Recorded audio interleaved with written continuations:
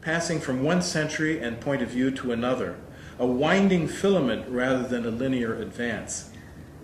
The lines are longer now, and most of them are complete units of thought or feeling, arranged in a sort of palimpsest in which progressive thoughts interplay with collages of images. The world of the Caribbean here, especially in the poems of remembered childhood and community, is a Baroque chapel rich with intertwining images of cultures of the Americas, Europe, and Africa, like the profusely adorned spiraling pillars of Latin American churches in which Indian sculptors added llamas, condors, and South American fruits and flowers to the swirls of adornment. I'll give you an example here.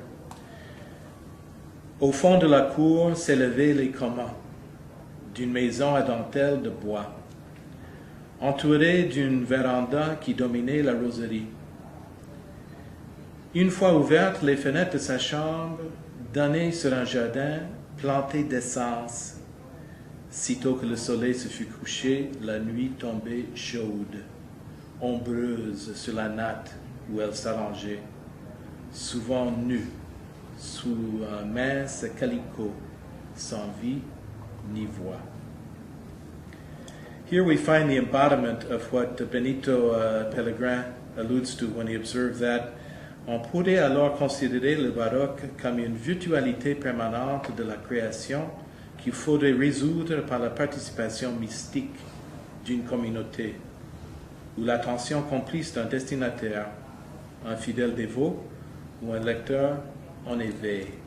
What's the importance here also of the recreation of the whole community, this experience, historical experience, and a community in that fragment of the world that is the French Caribbean.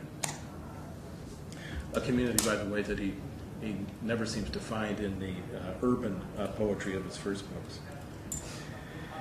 The challenges involved in translating Vetiver into English at first seemed daunting, but as I relaxed and became immersed in the imagistic richness that envelops the reader, and even more so the translator, I became at ease with the text. It goes without saying that a fundamental principle of literary translation is a close identification with the original text. I had been interested in both the Neo-Baroque and the history of the French Caribbean for years, ever since first discovering Toussaint Louverture when I was very young, Aimé Césaire, and Frantz Fanon in my 20s, and I translated selections of Savane for the quadrilingual review Rupture, La Revue des Trois Amériques, in Montreal in the 1990s. There were 14 issues of Rupture, massive things. Everything had to be translated into the 4 languages of the Americas, the 4, unfortunately, European languages of the Americas, French, English, Spanish, and Portuguese. And of course, almost immediately, a Peruvian guy said, well, where's the Quechua? Right? The poems of Vetiver were more reasoned in their development than the éclaté verbal action paintings, if you might call them, of Metropolis Opera, with their relatively laconic diction, and occasionally disparate references, almost like objet trouvé. And the sentences were more narratively structured, without the inversions and syntactic sculpture of Savane, which included a proliferation that Sarduy refers to as denumeración disparatada, acumulación de diversiones, de diversos nódulos de significación, yuxtaposición de unidades heterogéneas, lista dispar, y collage.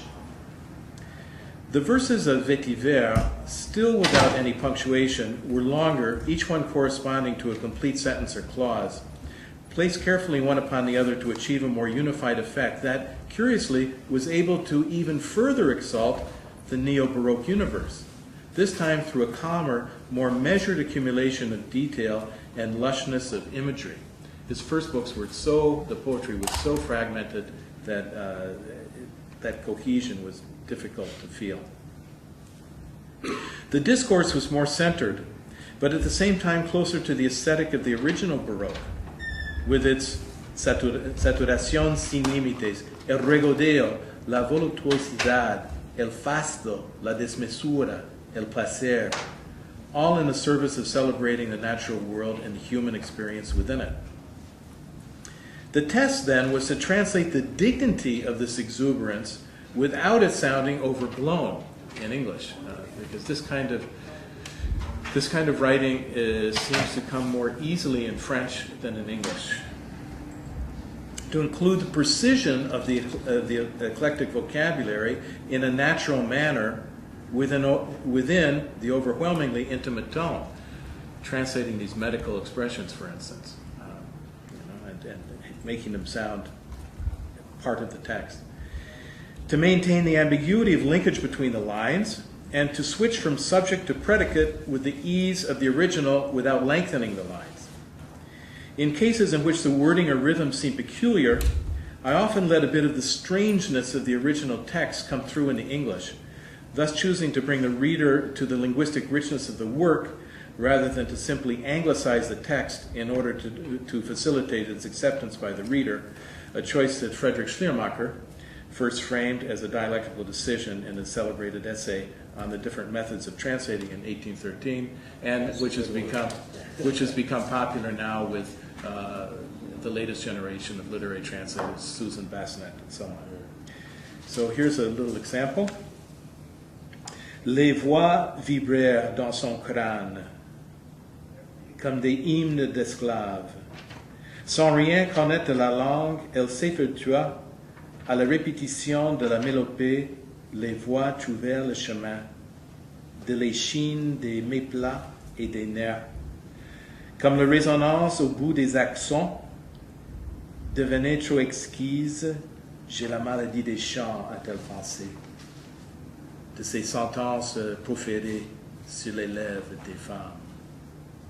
Translation: the voices vibrated in her skull like the hymns of slaves. Without knowing anything of that language, she strove to repeat the lament. The voices found the path of the spine, planes, and nerves. When their resonance at the end of the neuraxons became too exquisite, I'd become sick from chanting, she thought, from the verdicts uttered by the women's lips. As de Rosiers himself has written in his essay Cahiers de Perse du Baroque des Caraïbes, le baroque Caraïbe, dans ses métaphores comme dans ses illusions, est gonflé de la lymphe des siècles de colonisation, fait aussi des matériaux les plus horribles et les plus révoltants. Le baroque Caraïbe est le plus pur des oxymores. Il renferme l'opposition la plus exaltée des extrêmes, pli dans l'âme, repli dans la matière.